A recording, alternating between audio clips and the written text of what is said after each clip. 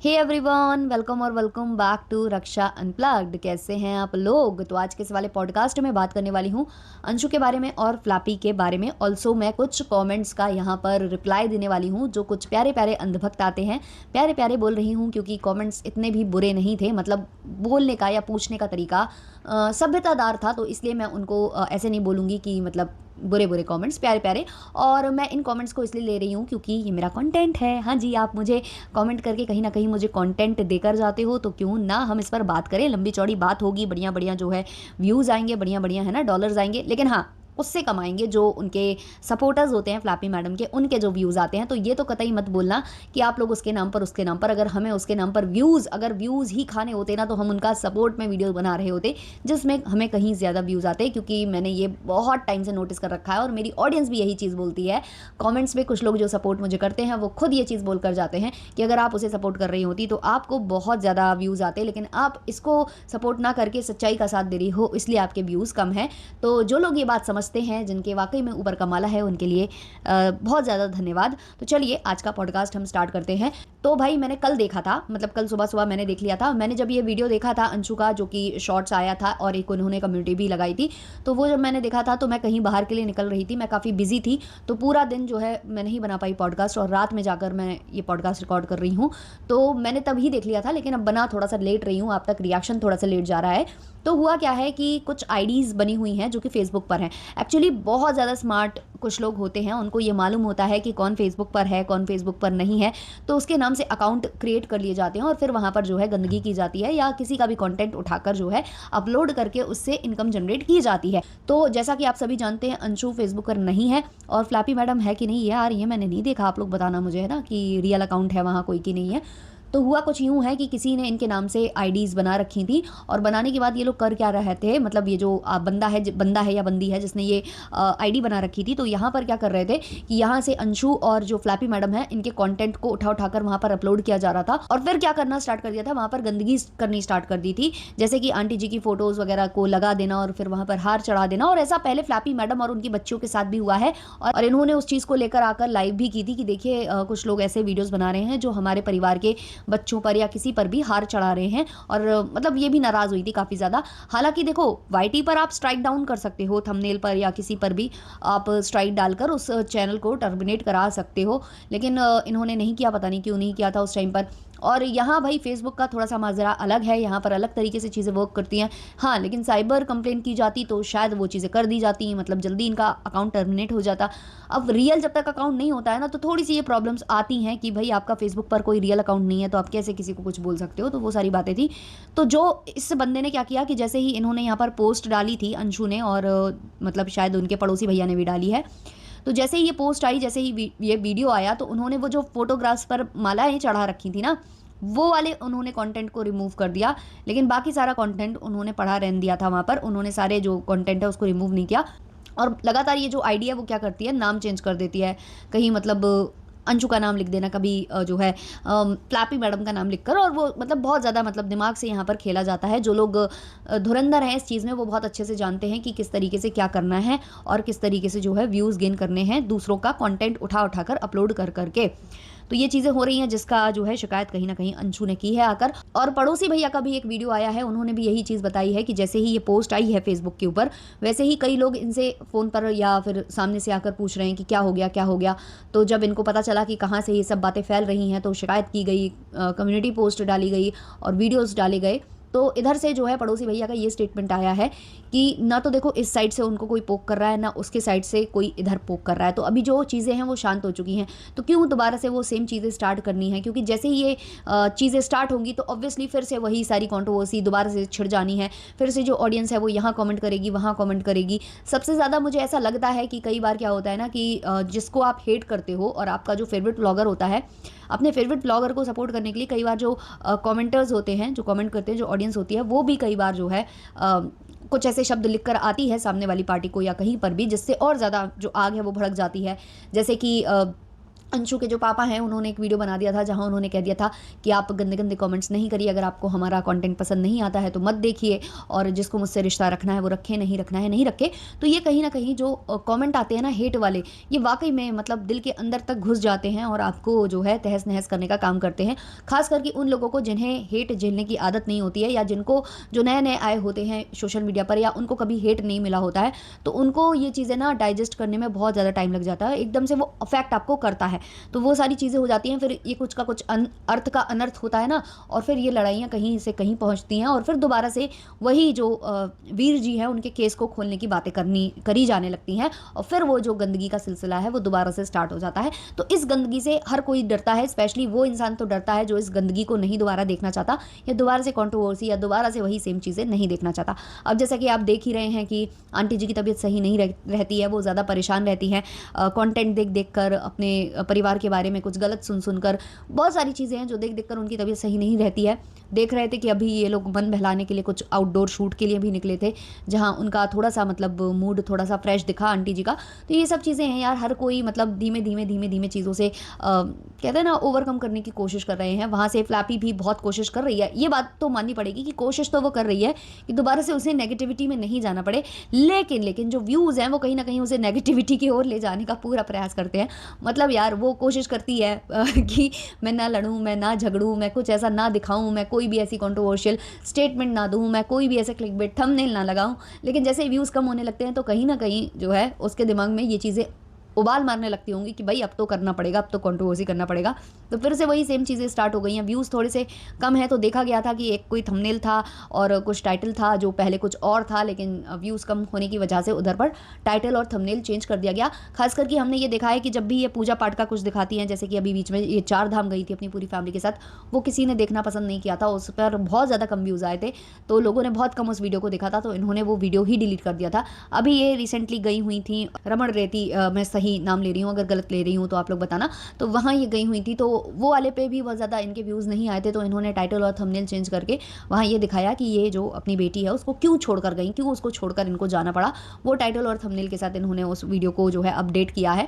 तो ये चीज़ें करनी पड़ती हैं, और फिर जब देखती हैं कि उससे भी कुछ काम नहीं चल रहा तो ऑब्वियसली वही, क्योंकि इनको सबसे ज़्यादा अगर व्यूज़ मिलते हैं तो ऑब्वियसली तभी मिलते हैं जब ये सिंपैथी की डिमांड करती है ऑडियंस से। हमेशा इनको सिंपैथी के आधार पर ही हमेशा वो जो है व्यूज़ मिले हैं और मिलते आए हैं, तो फिर इन्हें बार बार वही वाला कार्ड जो है प्ले करना पड़ता है, क्योंकि नॉर्मल व्लॉग्स पर इनको व्यूज़ नहीं आ पाते हैं। और एक चीज़ और आप लोग ये नोटिस करना, जैसे कि ये फैमिली व्लॉग्स दिखाती हैं, जैसे कि ये 4 धाम गई थी या ये रमण रेती गई थी या कुछ भी, तो उधर पर ज़्यादातर क्या होता है ना कि इनकी पूरी फैमिली होती है, जैसे कि इनका भाई होता है, इनकी मॉम होती हैं, और भी लोग होते हैं। लेकिन बात ये है ना कि ऑडियंस को हमेशा से इनको देखने की तो आदत थी, लेकिन इनके साथ हमेशा लोगों ने देखा था अंशु को, अंकल आंटी को, तो क्या था ना कि जो ऑडियंस थी ना वो कंबाइंड सबकी थी, मतलब उसमें से इन सबको देखना साथ में लोग पसंद करते थे।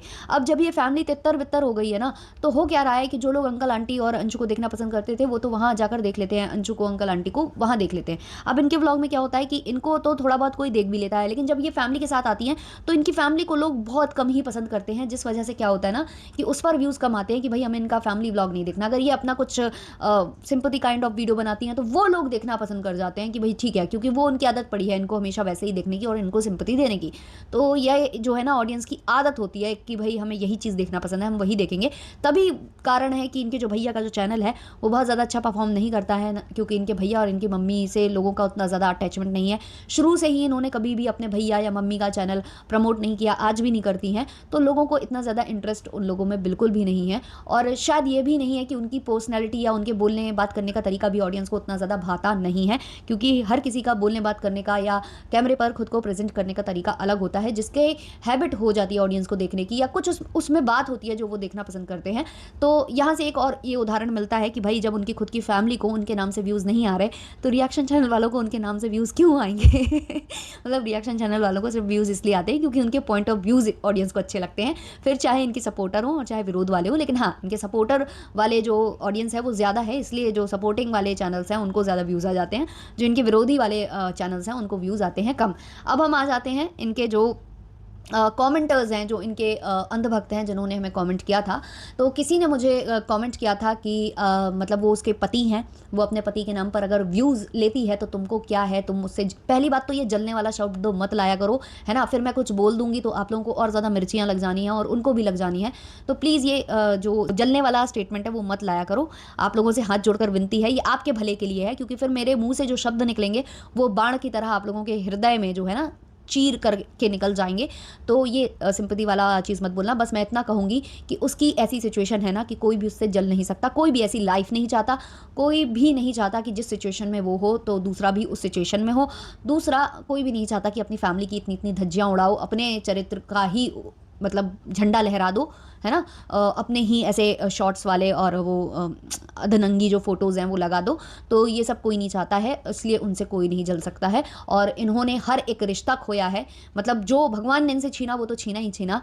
जो इन्होंने बनाए थे रिश्ते, है ना? जैसे कि शिवी इतनी अच्छी फ्रेंड, और भी कई रिश्ते जो थे इनके सगे वाले रिश्ते भी थे, या इनके मामा ससुर की बेटी से इनका रिश्ता था, काफ़ी अच्छा बॉन्ड था, वो सारा इन्होंने खुद ही मट्टी पलीत किया है। इन्होंने खुद वहाँ पर जो है कुछ तो लीप दिया है, अब गोबर तो नहीं है, कुछ और ही लीप दिया है।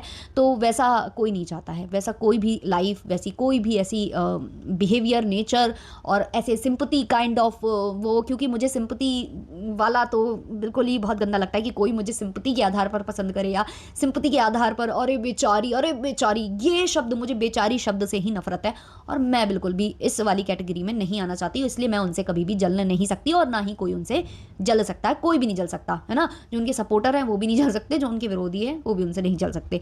तो ये था पहला जो आपका आंसर। दूसरा, आपने जो बोला कि उसके ही पति हैं तो उनका नाम वो यूज़ करके अगर व्यूज़ ले रही है तो क्या प्रॉब्लम है? हाँ भाई, उनके पति हैं, लेकिन ये उनके पति तब कहाँ, मतलब उनके पति तब नहीं थे जब वो रिकॉर्डिंग शेयर करके उनको गालियाँ पड़वा रही थी। जैसे ही उन्होंने वो रिकॉर्डिंग शेयर की थी वैसे ही ना जाने कितने रिएक्शन बने थे, जहाँ उनके पति को ना जाने क्या क्या बोला था, नशेड़ी, गंजेड़ी, भंगेड़ी। ये भी बोला गया था कि उनकी एक एक शादी हो रखी थी, वो तो सबसे लड़ाई झगड़ा करते थे, उनका तो स्वभाव ही गंदा था, वो तो पूरे मोहल्ले में बदनाम थे, वो तो लड़ते थे, ये था वो था। मैं किसी का नाम यहाँ नहीं ले रही हूँ, तो जिसको मिर्चियाँ लग रही हो, जिसको आग लग रही हो, लग जाए, ठीक है? तो इस तरीके के रिएक्शन बने थे। इसके अलावा जो ऑडियंस थी वो कमेंट में लिटरली ये लिख रही थी कि तभी तो मतलब इसका कर्मा था, अच्छा हुआ मर गया, ये तक लोग लिख रहे थे कमेंट सेक्शन में, और गालियाँ लिख रहे थे लिटरली उनके फर्स्ट वाले हस्बैंड के लिए। तो तब ये पति कहाँ चला गया था? तब उनको ये नहीं लगा कि उस पति ने, जिसने ये चैनल खड़ा किया, जिसने यूट्यूब पर सबको पहचान दिलाई, पूरे परिवार को पहचान दिलाई, उस पति को मैं ऐसे बदनाम कर रही हूँ वाईटी पर, और तब बदनाम कर रही हूँ जब वो अपना आंसर देने के लिए अवेलेबल ही नहीं है कि ये हुआ भी था कि नहीं हुआ था, ये कितना सच है, कितना झूठ है ना? और किस बात पर शुरू हुआ था, कैसे शुरू हुआ था, क्या यहाँ से कुछ हुआ था, हाथ छोड़ा गया था तो दूसरी साइड से छोड़ा गया था कि नहीं, किसी भी चीज़ का मतलब हमने केवल एक पक्ष लोगों ने सुना, है ना, जो कि आपको सिंपैथी देते थे। तो उन्होंने एक पक्ष सुना और सुनते ही उन्होंने सोचा कि अरे ये तो बहुत बेचारी है, ये तो कभी झूठ बोल ही नहीं सकती, ये तो कभी गलत कर ही नहीं सकती, चलो इसके पति को गाली दें। तब इनको एक भी बार ये नहीं लगा कि वो मेरे पति हैं, मेरे पति, अगर उन्होंने मुझे मारा भी है तो वो मतलब मैं हूँ उसके अधिकारी कि मैं उनको जवाब दूँ, उनको गालियाँ दूँ, या मैं उन पर हाथ छोड़ दूँ, या जो भी कर दूँ, वो क्योंकि मेरे पति हैं, मैं कुछ भी कर सकती हूँ उनके संग। मेरी 10 बार उनसे लड़ाई होगी, लेकिन कोई बाहर वाला आकर अगर बोल जाए, यार कोई भी होगा, मेरी भी मेरे भाई से रोज़-रोज़ लड़ाई हो जाएगी, या किसी से भी हो जाएगी, मेरी फैमिली मेंबर्स से लड़ाई हो जाएगी, मैं 10 बातें शायद उनको बोल दूँगी और शायद वो बातें उनको कड़वी लग जाएँगी। लेकिन अगर कोई बाहर वाला आकर इंटरप्ट कर जाए और बोल जाए कुछ मेरे परिवार के बारे में, तो ऑब्वियसली मुझे बहुत आग लग जानी है, और फिर मैं अपने परिवार वालों को छोड़कर उनसे लड़ना स्टार्ट कर दूंगी कि तुमने मेरे मम्मी पापा या मेरे भाई या किसी को भी जो मुझसे जुड़ा व्यक्ति है उसको एक शब्द कहा भी कैसे? तो वो चीज़ थी, इन्होंने पब्लिकली उस चीज़ को अपलोड किया और पब्लिकली गाली पड़वाई, और एक भी बार ये नहीं बोला कि नहीं अब उनको ऐसा मत बोलिए, मुझसे गलती हुई कि मैंने रिकॉर्डिंग शेयर की है, बट आप उन लोगों को, उनको मतलब कुछ नहीं बोलिए, वो जैसे भी थे मेरे पति थे और अब वो इस दुनिया में नहीं है, तो उनके लिए ऐसे ही शब्द आप लोग ना निकालिए। इन्होंने एक भी बार ये चीज़ नहीं बोली।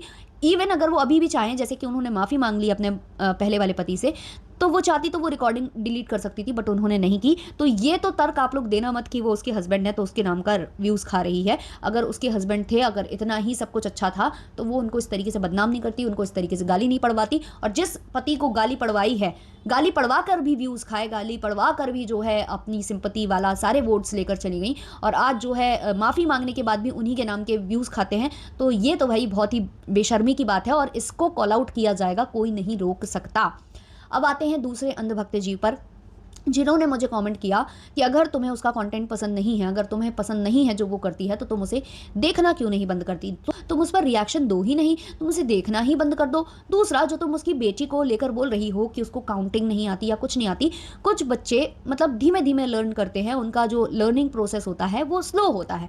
ये इन्होंने कमेंट मुझे किया था, तो मैंने इनको डायरेक्टली ब्लॉक मारा, क्योंकि इस तरीके के थोड़े से कम दिमाग वालों से बहस तो आप कमेंट सेक्शन में नहीं कर सकते हो। लेकिन हाँ, इनको खुलेआम आंसर आप जो है अपने ब्लॉग के माध्यम से, रिएक्शन के माध्यम से ज़रूर दे सकते हो। तो इनको मैं जवाब देना चाहूँगी, पहला कि वो जो करती है, जो भी करती है, जो नहीं करती है, जितने भी ब्लॉगर्स हैं जब भी कंट्रोवर्सी करते हैं तो रिएक्शन चैनल बने ही इसलिए हैं उसको डिस्कस करने के लिए।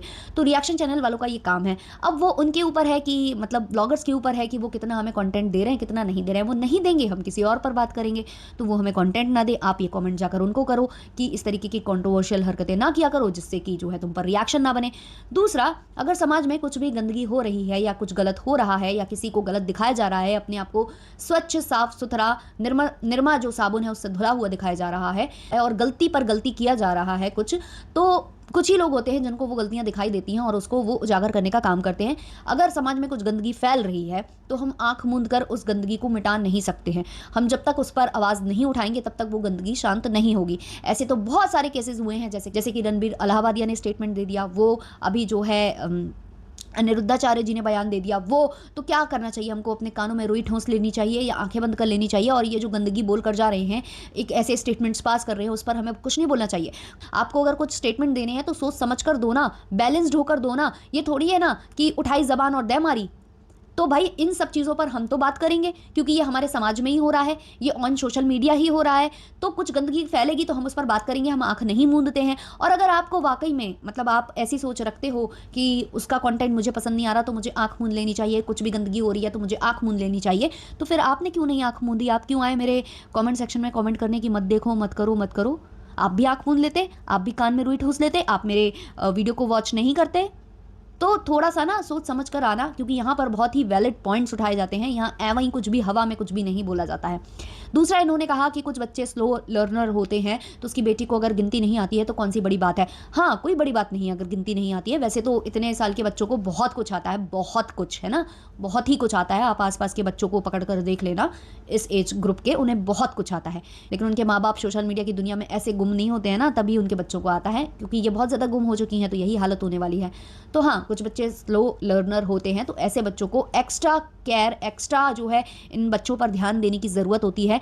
इन बच्चों को और ज़्यादा टाइम देने की ज़रूरत होती है, इनको और ज़्यादा पढ़ाने की ज़रूरत होती है कि भाई वो ट्यूशन में अलग पढ़ें, स्कूल में अलग पढ़ें, और उसके अलावा माँ बाप भी ध्यान दें, माँ बाप भी दोबारा से उसको रिपीट करवाएं हर एक चीज़ जो वो पढ़कर आया है। तब जाकर ये जो बच्चे हैं ना फास्ट लर्नर बन सकते हैं। तो आपके अकॉर्डिंग अगर वो स्लो लर्नर है तो उस पर और ज़्यादा ध्यान नहीं दिया जाना चाहिए। उसका एक यूट्यूब चैनल क्रिएट किया जाना चाहिए जहाँ वो दिन रात जो है अफिलिएट मार्केटिंग करे, कोई भी जो बच्चों के क्लोथ्स हैं वो पहनकर वो शो ऑफ करे, वो कोई कंटेंट बनाए जो कि इमोशनल हो, कोई उस तरीके का हो, या डांस करे। तो ऐसे में तो पढ़ाई और बहुत अच्छी हो जानी है। तब तो भाई 100 तक काउंटिंग करते करते तो बहुत ज़्यादा साल बीत जाने हैं, 14-15 साल की बच्ची हो जाएगी तब जाकर उसे 100 की काउंटिंग आ पाएगी, है ना। तो इसीलिए उस बात को उठाया जा रहा था, और वो भी तब उठाया जा रहा था जब मैडम ने पूछा था कि क्या मुझे अपने बच्चों का जो चैनल है उस पर काम करना चाहिए, बच्चों का चैनल बनाना चाहिए या नहीं। तो उसके लिए ये चीज़ बोली गई थी। तो पहले कान, आंख, नाक, मुंह सब खोल कर जो है चीज़ें देखें, सुने, है ना, समझें, है ना, उसके बाद आकर कमेंट किया करें, है ना। तो ये था मेरा आज का पॉडकास्ट। वैसे आप लोग बहुत अच्छे अच्छे कमेंट करके मुझे बड़ा अच्छा कंटेंट देकर जाते हो, और मतलब और मुझे दे जाते हो 3-4 शब्द मेरी ज़ुबान में जो मैं बोलती हूँ, है ना। तो ये कहीं ना कहीं आप और ज़्यादा बजवा के जाते हो अपने कंटेंट क्रिएटर की। तो चलिए इस वाले पॉडकास्ट को इतना ही रखते हैं, बहुत ज़्यादा लंबा तो हो ही गया है। भर भर कर प्यार दे देना, हार्ट बना देना। जिन लोगों को भी मेरे पॉडकास्ट पसंद हैं, जो मेरे सपोर्टर हैं, उन लोगों को बोल रही हूँ, सीसीटीवी वालों या फिर अंधभक्त वालों, करो जो करना है यार। चलो मिलते हैं नेक्स्ट वाले पॉडकास्ट में, तब तक के लिए बाय बाय।